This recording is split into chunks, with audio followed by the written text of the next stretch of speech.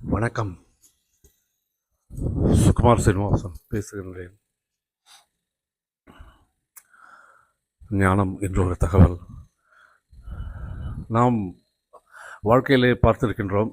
பல முறை மக்கள் எல்லோருமே தங்களுக்கு துன்பம் வரும்பொழுது கடவுளை குறை சொல்வார்கள்.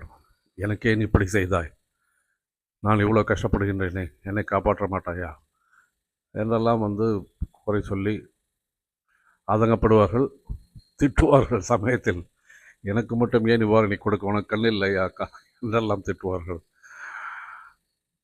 என்ன நடக்கின்றது?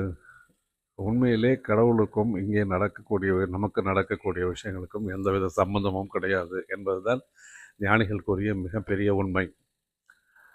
அவர் இந்த பிரபஞ்சத்தை படைத்துவிட்டு அமைதியாக அமர்ந்து விட்டார். சில சட்டத்திட்டங்களை வகுத்துவிட்டு அந்த சட்டத்திட்டங்களின்படி இந்த உலகம் நடக்க வேண்டும். என்ன நடக்க வேண்டுமோ அந்த சட்டத்திட்டங்களுக்கு உட்பட்டுத்தான் நடக்கும் என்று சொல்லிவிட்டார். அமைதியாக அமர்ந்து விட்டார். That is why is an observer. அவர் ஒரு நடுவர் கிடையாது. Is not a referee. யார் தப்பு செய்தார்கள் அவர்களுக்கு தண்டனை கொடுக்க வேண்டும், யார் தப்பு செய்யவில்லை அவர்களை விடுவிக்க வேண்டும் என்றெல்லாம் அவர் ஒரு இது கொடுப்பதில்லை, தீர்ப்பு கொடுப்பதில்லை. He is not a judge, he is not a referee, he is just an observer. Observer என்று சொல்வது கூட ஓரளவுக்கு தவறுதான். அவர் அமைதியாக இருந்து கொண்டிருக்கின்றார். அதை நம்மை கண்காணிக்கின்றாரா பார்க்கின்றார் என்பதற்கு தான் தென் அப்சர்வர் என்ற வார்த்தைக்கு அர்த்தம் வரும். இல்லை, அது கூட இல்லை. அமைதியாக இருக்கின்றார். அப்படி இருக்கும்போது நாம் ஏன் அவரை குறை சொல்ல வேண்டும்?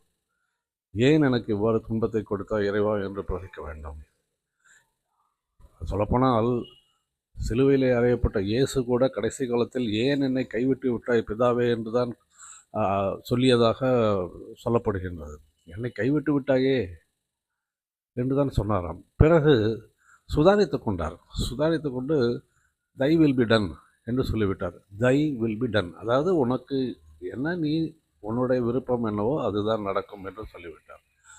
ஸோ இவையெல்லாம் நமக்கு ஒரு வழிகாட்டிகள். என்ன வழிகாட்டி? உலகத்திலே எனக்கு நடக்கின்ற இன்ப துன்பங்களுக்கு நான் தான் பொறுப்பு, வேறு யாருமே கிடையாது, வேறு யாருமே கிடையாது. அப்படி இருக்கும்போது இறைவனை எப்போது நாம் குறை சொல்லலாமா? மற்றவர்களை குறை சொல்லலாமா? சொல்லக்கூடாது. எனக்கு நேர வேண்டிய துன்பம் மற்றவர்கள் மூலமாக நடந்திருக்கின்றது, அவ்வளோதான். அதை பார்த்து கொள்ளும். அந்த துன்பம் செய்வதற்கு என்ன வினைப்பயனோ அது பார்த்து கொள்ளும். அது என்பதை ஞாபகம் வைத்துக் கொள்ள வேண்டும். அதுதான் பார்த்து கொள்ளும். நன்றி, வணக்கம்.